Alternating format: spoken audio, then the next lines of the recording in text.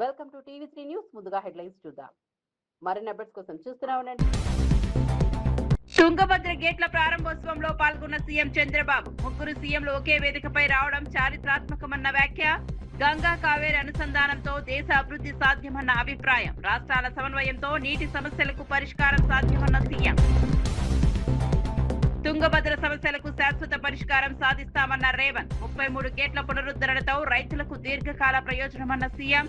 3 రాష్ట్రాల సమన్వయంతో సమస్యలు పరిష్కారం అవుతున్నాయన్న ఆశాభావం.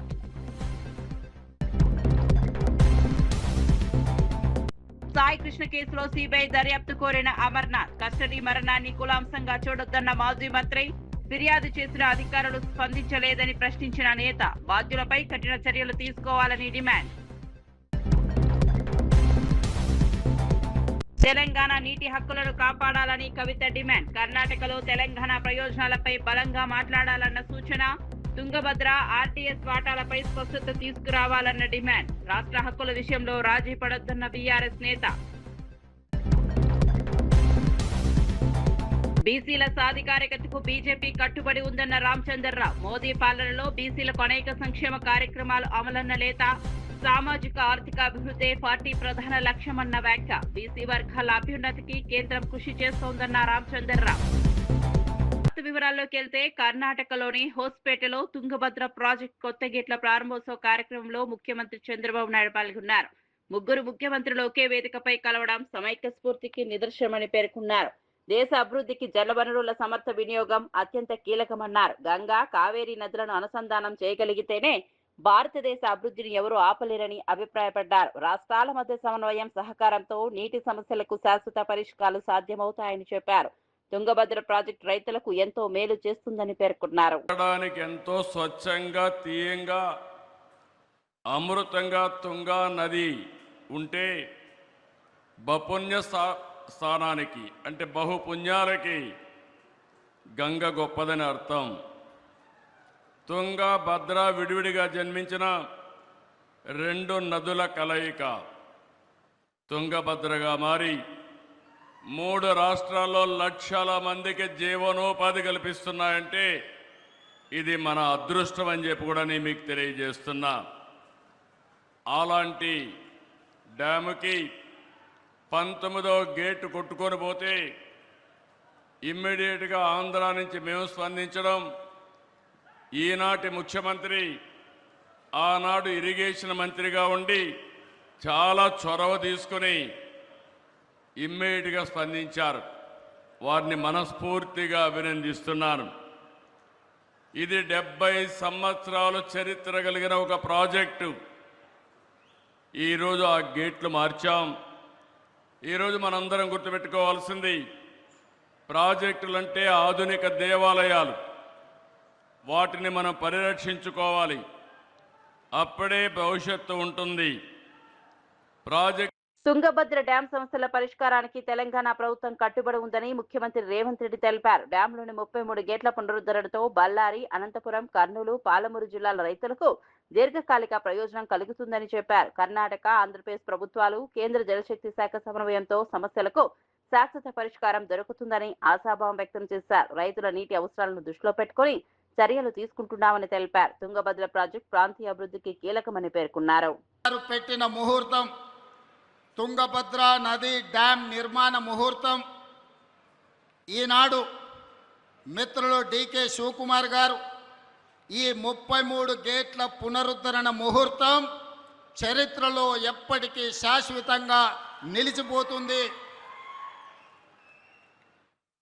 ఈ కార్యక్రమం 33 గేట్ల పునరుద్ధరణ కాదు.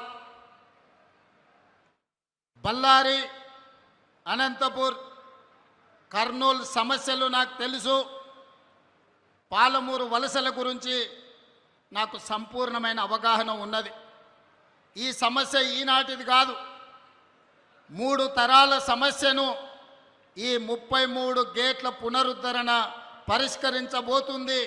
బళ్ళారి, అనంతపూర్, కర్నూలు, పాలమూరు జిల్లా లక్షలాది మంది రైతుల యొక్క సమస్యలకి ఈ గేట్ల పునరుద్ధరణ ఈరోజు పరిష్కారం చూపించబోతుంది.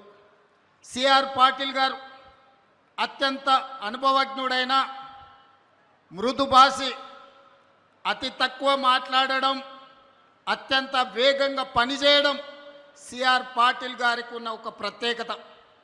ప్రధానమంత్రి నరేంద్ర మోడీ నుంచి మొదలు పెడితే ఎవరైనా సిఆర్ పాటిల్ గారికి ఒక సమస్యను అప్పచెప్తే 100% ఆ సమస్యని పరిష్కరించి శాశ్వతంగా ఒక మార్గాన్ని చూపిస్తాడని సంపూర్ణంగా విశ్వసించే సిఆర్ పాటిల్ గారు ఈనాడు కేంద్ర జలశక్తి మంత్రిగా ఉండడం, ఆంధ్రప్రదేశ్, కర్ణాటక అండ్ తెలంగాణ సాగునీరు తాగునీరు యొక్క సమస్యలకు శాశ్వత పరిష్కారం దొరుకుతుందని ఈరోజు నేను సంపూర్ణంగా విశ్వసిస్తున్నా. మిత్రులారా, తుంగభద్ర ప్రాజెక్ట్ కొత్త గేట్ల ప్రారంభోత్సవ కార్యక్రమంలో కర్ణాటక సీఎం డీకే శివకుమార్ కీలక వ్యాఖ్యలు చేశారు. తాము చరిత్రను చదవడానికి కాదు, చరిత్రను సృష్టించడానికి వచ్చామని అన్నారు. AP CM Chandrababu Telangana CM Revanth రెడ్డితో కలిసి పనిచేయడం సంతోషంగా ఉందన్నారు. దక్షిణ భారతదేశ అభివృద్ధికి రాష్ట్రాల మధ్య సమన్వయం ఎంతో అవసరమని పేర్కొన్నారు. జలవనరుల వినియోగం, ప్రాంతీయ అభివృద్ధి కోసం కలిసి పనిచేస్తామని చెప్పారు. తుంగభద్ర ప్రాజెక్టు అభివృద్ధి రైతులకు మేలు చేస్తుందని ఆశాభావం వ్యక్తం చేశారు. To prevent all of us. One more, my young friend, Telangana Chief Minister, Mr. Revanth Reddy is here. Today, with the 3 Chief Ministers under your leadership, has created an history. Myself, Chandrababu Naidu and Revanth Reddy, we believe in one thing. We don't want to write history. We don't want to read history. We believe in creating history. That is what all the 3 leaders of the South India is. So I am very happy. కర్ణాటకలోని బళ్ళారిలో Splendor సిద్ధారెడ్డిగా పేరుగాంచిన bike దొంగను పోలీసులు arrest చేశారు. Auto driver గా పనిచేస్తున్న Siddha Reddy hero స్ప్లెండర్ల బైకుల లాక్లకు చాకచక్యంగా తెరిచి దొంగతనాలకు పాల్పడేవాడని పోలీసులు తెలిపారు. బళ్ళారి, విజయనగర, చిత్రదుర్గ జిల్లాల్లో కేవలం ఈ మోడల్ బైక్లనే లక్ష్యంగా చేసుకునేవాడని వెల్లడించారు. నిందితుడి నుంచి భారీ సంఖ్యలో మోటార్ సైకిళ్లను స్వాధీనం చేసుకున్నారు. కేసుపై మరింత దర్యాప్తు కొనసాగుతోందని పోలీసులు తెలిపారు. ಈ ಅರೆಸ್ಟ್తో ಪಲು ಚೋರಿ ಕೇಸುಗಳು ಬೆಳಗುಲೋకి వచ్చే ಅವಕಾಶ ఉందన్నారు. ತುಂಬಾ ಅಚ್ಚುಕಟ್ಟಾಗಿ ಅದನ್ನ ಉಪಯೋಗಿಸಿಕೊಂಡು ಒಂದು ವ್ಯವಸ್ಥಿತವಾಗಿ ಒಂದು ಮೋಡಸ್ ಅನ್ನು ಫಾಲೋ ಮಾಡಿಕೊಂಡು ಕಳ್ಳತನ ಮಾಡಿರುವಂತ ಬೈಕ್ಗಳನ್ನು ಜನರಿಗೆ ನಂಬಿಸಿ ಮೋಸ ಮಾಡಿ ಇದು ಸೆಕೆಂಡ್ ಹ್ಯಾಂಡ್ ಸೇಲ್ ಮಾಡಿರುವಂತ ಬೈಕ್ ಅಂತ ಹೇಳಿಬಿಟ್ಟು ಅವರಿಗೆ ಒಂದು ಸಣ್ಣ ಅಮೌಂಟಿಗೆ 20 ರಿಂದ 25 ಸಾವಿರದ ಅಮೌಂಟಿಗೆ ಮಾರಾಟ ಮಾಡಿರುವಂತದ್ದು ನಮ್ಮ ತನಿಖೆಯಲ್ಲಿ ಕಂಡು ಬಂದಿದೆ. ಈಗಾಗಲೇ ಸುಮಾರು 41 ಬೈಕ್ಗಳನ್ನು ಕಳೆದ ಒಂದು ಕೆಲವು ದಿನದಲ್ಲಿ ಅವನನ್ನು ಆಲ್ರೆಡಿ ನಾವು ಜೆಸಿ ಕೊಟ್ಟು ಪೊಲೀಸ್ ಕಸ್ಟಡಿಯಲ್ಲಿ ತಗೊಂಡು ವಿಚಾರಣೆ ಮಾಡಿ 41 ಬೈಕ್ಗಳನ್ನು ಅವನಿಂದ ನಾವು ರಿಕವರಿ ಮಾಡಿರುವಂಥದ್ದಿದೆ. ಇದರಲ್ಲಿ ಇನ್ವಾಲ್ವ್ ಆಗಿರುವಂಥ ಆರೋಪಿಯ ಹೆಸರು ಸಿದ್ದಾರೆಡ್ಡಿ ಅಂತ ಹೇಳಿ. ಇವನು Avambavi first cross road Siddareddy alias Splendor Siddareddy ಅಂತ ಹೇಳಿ. ಯಾಕಂದರೆ ಇವನು ಸ್ಪ್ಲೆಂಡರ್ ವೆಹಿಕಲ್ಗಳನ್ನೇ ಹೆಚ್ಚಾಗಿ ಕಳ್ಳತನ ಮಾಡ್ತಾ ಇದ್ದಂಥದ್ದು. ಅವನಿಗೆ ಅದರಲ್ಲಿರುವಂಥ ಒಂದು ಲೂಪ್ ಹೋಲ್ ಗೊತ್ತಿದ್ದು ಅದನ್ನು ಡೂಪ್ಲಿಕೇಟ್ ಕೀ ಯೂಸ್ ಮಾಡಿಕೊಂಡು ಅದನ್ನು ಇಗ್ನಿಷನ್ ಆನ್ ಮಾಡಬಹುದು, ಅಲ್ಲಿಂದ ಈಸಿಲಿ ಸಲೀಸಾಗಿ ತೆಗೆದುಕೊಂಡು ಹೋಗ್ಬೋದು ಅನ್ನುವಂಥದ್ದು ಇವನಿಗೆ ತಿಳಿದಿದ್ದು. ಸ್ಪ್ಲೆಂಡರ್ ಬೈಕ್ಗಳನ್ನೇ ಮಾರ್ಕೆಟಲ್ಲಿ ಅಥವಾ ಬೇರೆ ಜಾಗಗಳಲ್ಲಿ ಪಾರ್ಕ್ ಮಾಡಿದಾಗ ಇವನು ವಾಚ್ ಮಾಡಿಬಿಟ್ಟು ಅದನ್ನು ಕಳ್ಳತನ ಮಾಡುವಂಥದ್ದು. ಮಾಲೀಕರು ಬಿಟ್ಟು ಹೋದಾಗ ಯಾವುದಾದ್ರೂ ಕೆಲವು ಲಾಕ್ ಮಾಡಿರಲ್ಲ, ಕೆಲವರು ಕೀ ಬಿಟ್ಟು ಹೋಗಿರ್ತಾರೆ ಅಥವಾ 1 ಗಂಟೆ 2 ಗಂಟೆ ಡ್ಯೂರೇಷನ್ಗೆ ಹೋಗಿರ್ತಾರೆ. ಇವನು ವಾಚ್ ಮಾಡಿ ಪ್ರಯತ್ನ ಪಡ್ತಾನೆ ಒಂದು ಡ್ಯೂಪ್ಲಿಕೇಟ್ ಕೀ ಯೂಸ್ ಮಾಡಿಕೊಂಡು ಅದನ್ನು ಸ್ಟಾರ್ಟ್ ಮಾಡಲಿಕ್ಕೆ. ಸ್ಟಾರ್ಟ್ ಆದ ತಕ್ಷಣ ಅದನ್ನು ತೊಗೊಂಡು ಹೋಗಿ ಮುಂದಿನ ಅವನ ಕಾರ್ಯಾಚರಣೆ ಆಗ್ತದೆ. ಹಳ್ಳಿ ಕಡೆ ಹೆಚ್ಚಾಗಿ ಅವನು ಟಾರ್ಗೆಟ್ ಮಾಡ್ತಾ ಇದ್ದಂಥದ್ದು ಹಳ್ಳಿ ರೈತರನ್ನ, ಹಾಗೆ ಆಂಧ್ರ ಕಡೆಗೆ ಕೂಡ ಸೇಲ್ ಮಾಡಿರೋವಂಥದ್ದಿದೆ. ಅವರಿಗೆ ಸೆಕೆಂಡ್ ಹ್ಯಾಂಡ್ ಬೈಕ್ ಅಂತ ಹೇಳಿ 20 ರಿಂದ 25 ಸಾವಿರದವರೆಗೆ ಅದನ್ನು ಮಾರಾಟ ಮಾಡಿರೋವಂಥದ್ದು. ಹಾಗಾಗಿ ಯಾರೂ ಕೂಡ ಅವನನ್ನು ಸಂಶಯ ಪಟ್ಟಿರೋದಿಲ್ಲ, ಯಾಕಂದ್ರೆ RC ಕಾರ್ಡ್ ಜೊತೆಗೇನೆ ಮಾರಾಟ ಮಾಡಿರುವಂತದ್ದು. సాయి కృష్ణ కస్టడీ మరణం కేసును సామాజిక వర్గాల అంశంగా చిత్రీకరించడం సరికాదని మాజీ మంత్రి గుడివాడ అమర్నాథ్ అన్నారు. పోలీస్ స్టేషన్లో చట్టాలను ఉల్లంఘించి ఒక వ్యక్తిని హింసించి చంపితే దానిపై నిజాలు బయటకు రావాలని డిమాండ్ చేశారు. సాయి కృష్ణ తల్లి ముందుగానే కమిషనరేట్తో ఫిర్యాదు చేసినా అధికారులు ఎందుకు స్పందించలేదని ప్రశ్నించారు. ఈ కేసులో పూర్తి వాస్తవాలు వెలుగులోకి రావాలంటే సిబిఐ దర్యాప్తు అవసరమని పేర్కొన్నారు. బాధ్యులపై కఠిన చర్యలు తీసుకోవాలని డిమాండ్ చేశారు. ప్రజల్లో ఉన్న అనుమానాలకు సమాధానం చెప్పాల్సిన బాధ్యత ప్రభుత్వంపై ఉందన్నారు. లేదా అనేటువంటి భయాన్ని ఈరోజు రాష్ట్రంలో పోలీస్ వ్యవస్థ సృష్టిస్తే రాష్ట్ర ప్రజలు ఏమైపోవాలి అనేటువంటిది ఈ సందర్భంగా అడుగుతా ఉన్నా. పైపెచ్చు దాని మీద చర్యలు తీసుకోవాల్సినటువంటి ముఖ్యమంత్రి చివరికి ఇష్యూని ఒక సామాజిక వర్గ ఇష్యూగా డైవర్ట్ చేసి దాని నుంచి తప్పించుకోవాలనేటువంటి ప్రయత్నం వారి మాటల్లో కనబడతా ఉంది. ఒక వ్యక్తిని కస్టడీలోకి తీసుకొని చిత్రహింసలు పెట్టి చంపి చివరికి బూడిద చేసి వ్యవస్థల మీద ఉన్నటువంటి గౌరవాన్ని, వ్యవస్థల మీద ఉండాల్సినటువంటి భయాన్ని పూర్తిగా ఈరోజు రాష్ట్రంలో ఉన్నటువంటి పోలీస్ వ్యవస్థ కోల్పోయింది అనేటువంటి విషయాన్ని ఈ సందర్భంగా తెలియజేస్తా ఉన్నా. తప్పు చేసినటువంటి వారిని ఉన్నటువంటి వ్యవస్థల ద్వారా శిక్షించేటువంటి కార్యక్రమం వ్యవస్థలు చేసేటువంటి పని. ఎవరైనా తప్పు చేస్తే వాళ్ళని అదుపులో తీసుకునేటువంటి పని పోలీస్ శాఖ చేస్తుంది. తప్పు చేసినటువంటి దాన్ని రుజువైతే దానికి శిక్ష వేసేటువంటి బాధ్యత న్యాయ వ్యవస్థ చేస్తుంది. ఇది భారతదేశంలో ఉన్నటువంటి ఆ ప్రజాస్వామ్యం మనకి ఇచ్చినటువంటి ఆ వ్యవస్థల తాలూకా పని. కానీ ఆంధ్రప్రదేశ్ రాష్ట్రంలో మాత్రం ఈరోజు జరిగినటువంటి సంఘటన బహుశా దేశ చరిత్రలో స్వతంత్రం వచ్చిన తర్వాత ఏ రాష్ట్రంలో ఎక్కడా కూడా జరుగుండదు అనేటువంటి విషయాన్ని తెలియజేస్తా ఉంది. దాదాపు 4 దశాబ్దాల క్రితం కేరళ రాష్ట్రంలో సీనియర్ ముఖ్యమంత్రిగా పనిచేసినటువంటి కరుణాకరన్ గారు వారి హయాంలో ఒక వ్యక్తి ఈ రకంగానే కస్టడీ నుంచి మిస్ అయిపోతే చివరికి అప్పటి ముఖ్యమంత్రిగా ఉన్నటువంటి కరుణాకరన్ గారు గద్దె దిగిపోవాల్సినటువంటి పరిస్థితి వచ్చినటువంటి సందర్భాన్ని గుర్తు చేస్తా ఉన్నా. కేవలం కనిపించకపోతే, కానీ ఈరోజు కనిపించినటువంటి ఆ వ్యక్తిని కస్టడీలోకి తీసుకొని వచ్చి చంపి బూడిద చేసినా సరే ముఖ్యమంత్రి దానికి కులం రంగుని ఆపాదించి తద్వారా రాజకీయం చేయాలి, తనతో పాటు ఉన్నటువంటి రాజకీయ పార్టీల్ని ఆ రంగంలోకి దించి సబ్జెక్ట్ అంతటిని కూడా డీవియేట్ చేసేటువంటి కార్యక్రమం. జూబ్లీ హిల్స్ డీసీపీ రమణారెడ్డి ఆధ్వర్యంలో ఎస్ఆర్ నగర్ పోలీస్ స్టేషన్ పరిధిలో విద్యార్థులకు డ్రగ్స్ అవగాహన కార్యక్రమం నిర్వహించారు. యువత డ్రగ్స్ బారిన పడకుండా చైతన్యం కల్పించడమే లక్ష్యమని డీసీపీ తెలిపారు. సుమారు 300 మంది విద్యార్థులు ఈ కార్యక్రమంలో పాల్గొన్నారు. డ్రగ్స్ వాడకం వల్ల వ్యక్తిగత జీవితం, కుటుంబం, ఆరోగ్యంపై కలిగే దుష్పరిణామాలను వివరించారు. డ్రగ్స్ కు బానిసైన వారికి కౌన్సిలింగ్ అందిస్తున్నామని చెప్పారు. డ్రగ్స్ విక్రయించే వారిపై కఠిన చట్టపరమైన చర్యలు తీసుకుంటామని హెచ్చరించారు. యువత మత్తు పదార్థాలకు దూరంగా ఉండాలని సూచించారు. సాధించాలి కానీ గంజాయి, డ్రగ్స్ వీటి అవసరం కూడా లేదు. ఈవెన్ మందు, గంజాయి, సిగరెట్, తంబాకు ఇవన్నీ కూడా ఏవి కూడా దూరం ఉండాలి. ఆరోగ్యకరమైన భారతదేశం అనేది ఇంపార్టెంట్. ఆరోగ్యకరమైన తెలంగాణ అనేది ఇంపార్టెంట్. దానిలో భాగంగా ఈ ఇంటర్నేషనల్ యాంటీ డ్రగ్ డే సందర్భంగా ఈ ప్రోగ్రామ్ ఏర్పాటు చేశాం. దీనిలో నాకు ఈ అవకాశం ఇచ్చినందుకు థ్యాంక్ యూ. వేదికను అలంకరించిన DCP Jubilee Hills zone Ramana Reddy sir గారికి, అడిషనల్ డీసీపీ శ్రీకాంత్ సార్ గారికి, ఏసీపీ ఎస్ఆర్ నగర్ సార్ గారికి, SHO SR Nagar, DASR Nagar మరియు మా సిబ్బంది, ఇక్కడ వచ్చిన ఈ కార్యక్రమానికి చేసిన స్టూడెంట్స్ అందరూ కూడా నా నమస్కారాలు. ఈ 1 వీక్ నుంచి ఇవి డ్రగ్స్ అవేర్నెస్ ప్రోగ్రామ్ జరుగుతున్నాయి. డ్రగ్స్ రహిత సమాజాన్ని సాధించాలని లక్ష్యంతో ప్రభుత్వం ఈ కార్యక్రమాన్ని తీసుకురావడం జరిగింది. హైదరాబాద్ సిటీలో కమిషనర్ సజ్జనాథ్ సార్ గారి ఆధ్వర్యంలో ఈ ప్రోగ్రాం ప్రతి పోలీస్ స్టేషన్లో, ప్రతి కాలేజీ, స్కూల్ స్థాయి వరకు వెళ్ళి అవేర్నెస్ కల్పించమని ఈ ప్రోగ్రామ్స్ కండక్ట్ చేస్తున్నాం. మొదట ఈ స్టూడెంట్స్ లెవెల్లోనే ఈ డ్రగ్స్ మొదట అలవాటు అవుతున్నాయి.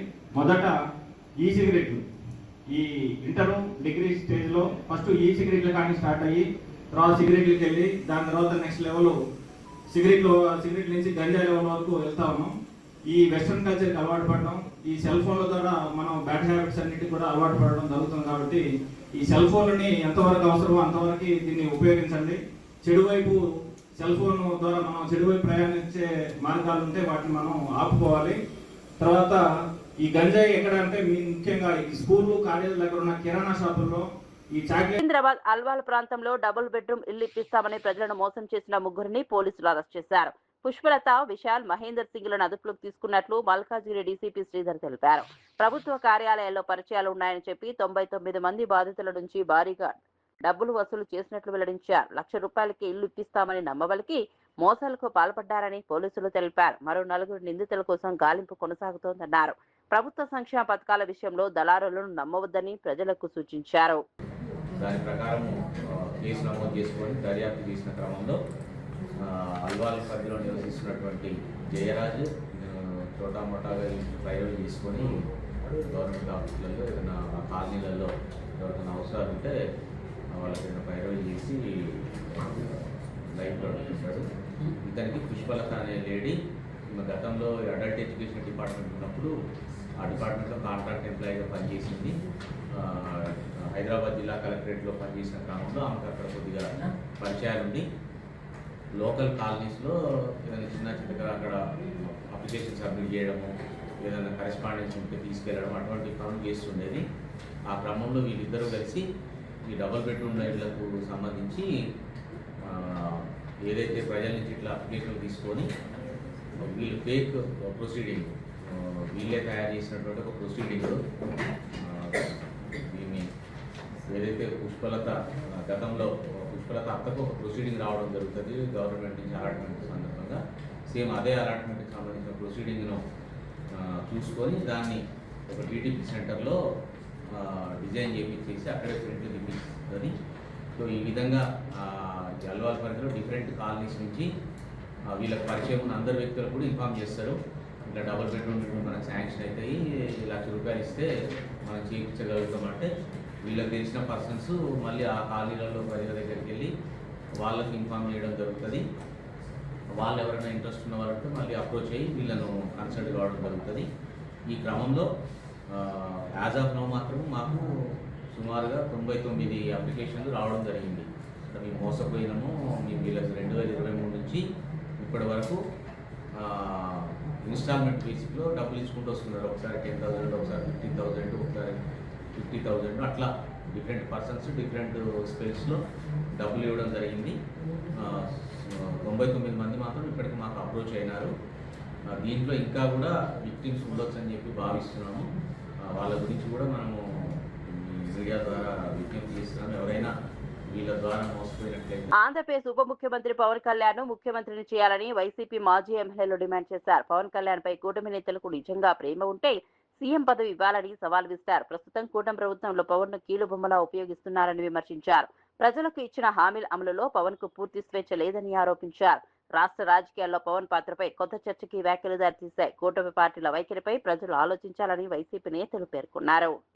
కాపులు సరదాగా ఒక సమావేశం నిర్వహించుకుంటే దీనిపై ఎన్నో బయటికి తీస్తున్నారంటూ కూడా ఆరోపించారు. ముఖ్యంగా పవన్ కళ్యాణ్ ను 15 సంవత్సరాలు 16 సంవత్సరాలు రాజకీయంలో తిరిగిన పవన్ కళ్యాణ్ ను కీలుబొమ్మగా ఆడుకుంటున్నారే తప్ప ఆయన్ను ముఖ్యమంత్రి చెయ్యరు, దమ్ముంటే చేయండి అన్న విధంగా వైసీపీ నేతలు మాట్లాడుకొచ్చారు. జక్కంపూడి రాజా ప్రధానంగా ఈ విషయంలో పవన్ కళ్యాణ్ ని సీఎం చేయండి అంటూ పేర్కొన్నారు. ఒకసారి మాట్లాడుతున్నారు జక్కంపూడి రాజా, చూద్దాం. ముఖ్యమంత్రి అయ్యారు, నిజంగానే మీకు అంత ఆయన మీద ప్రేమ ఉంటే ఆయన ముఖ్యమంత్రి అవకాశం ఇవ్వచ్చు కదా. ఇప్పటికి దాదాపుగా 14 ఏళ్ళు 16 ఏళ్ళు నా అంత సీనియర్ లేరని చెప్పుకుంటున్నారు. మీరు వెనకాలండి ఆయన డైరెక్షన్ ఇచ్చి నడిపించవచ్చు కదా.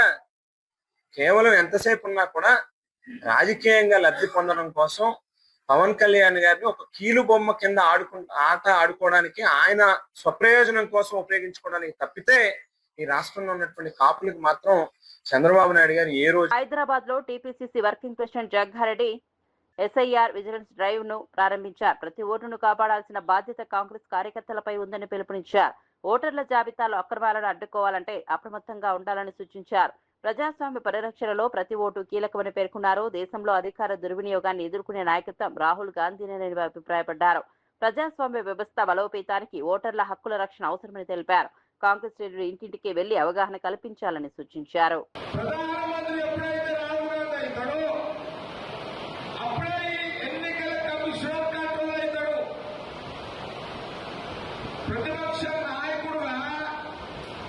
ఇప్పుడు రాహుల్ గాంధీ గారు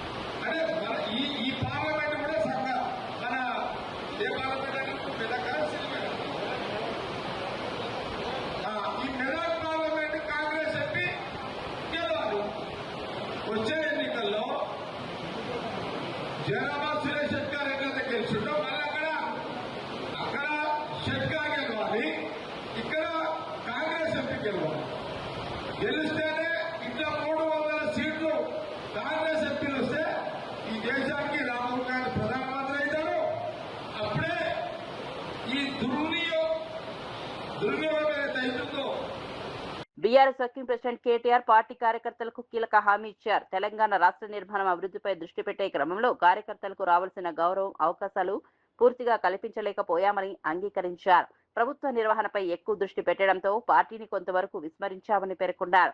2028లో కేసీఆర్ మళ్లీ ముఖ్యమంత్రి అయిన తర్వాత కార్యకర్తల సంక్షేమానికి ప్రత్యేక ప్రాధాన్యం ఇస్తామని హామీ ఇచ్చారు.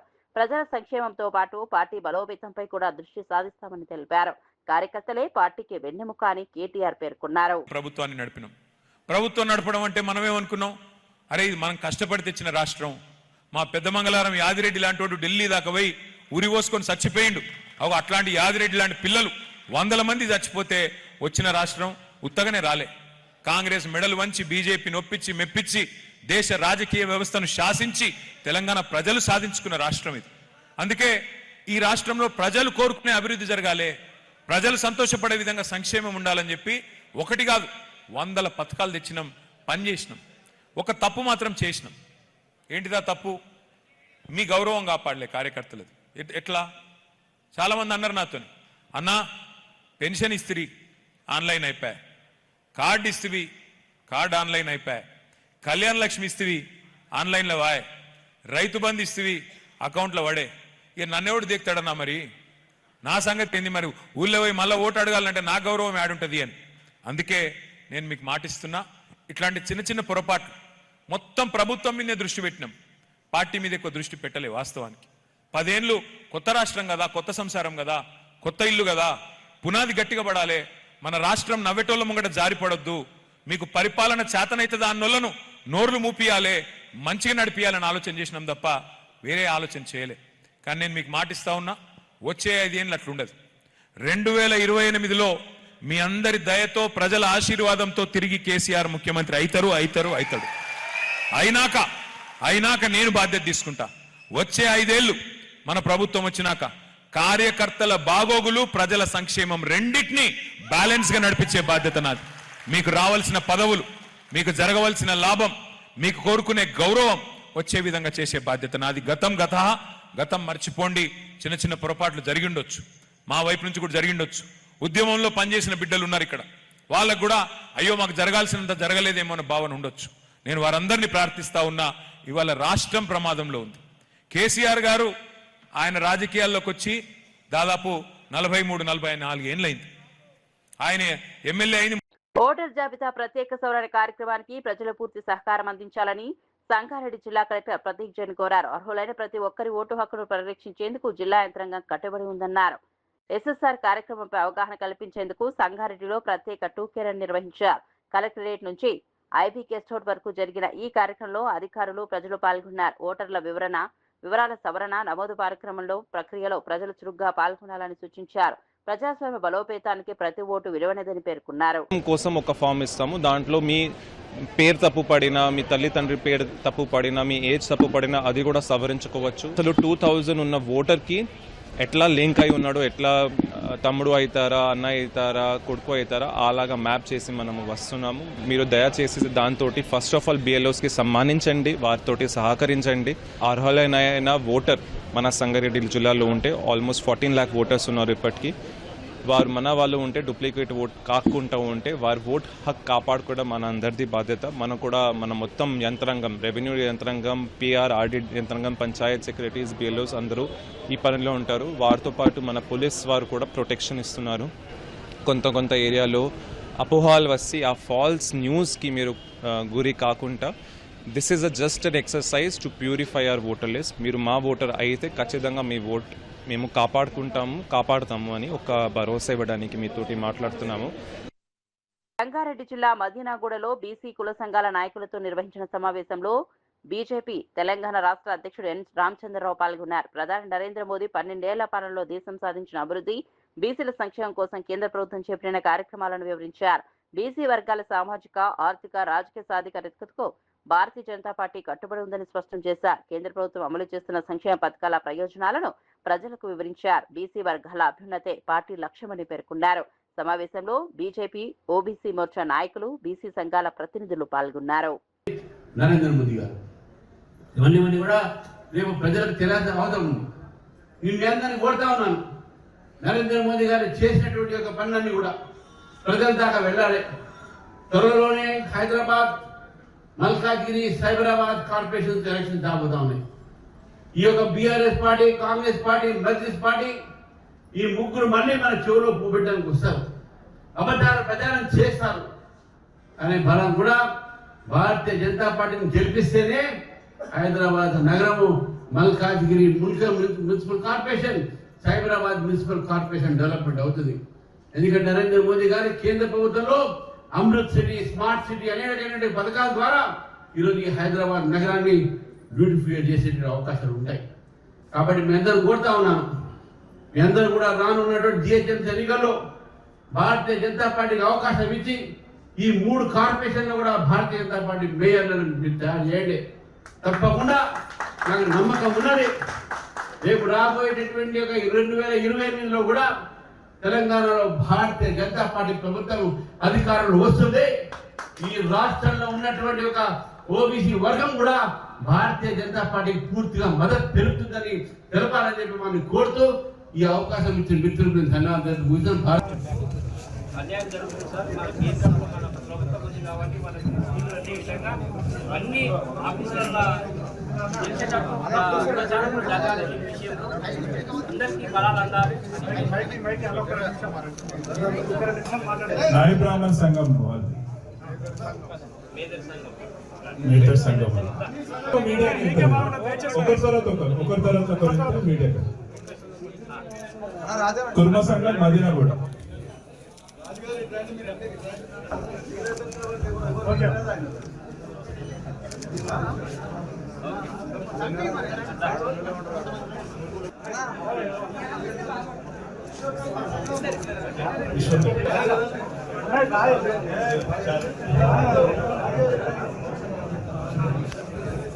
గౌడ్ సంఘం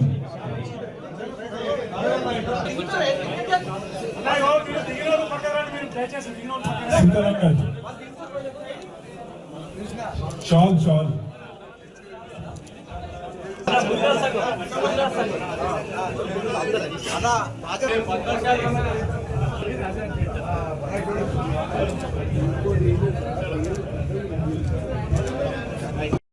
మరిన్ని అప్డేట్స్ కోసం చూస్తూనే ఉండండి.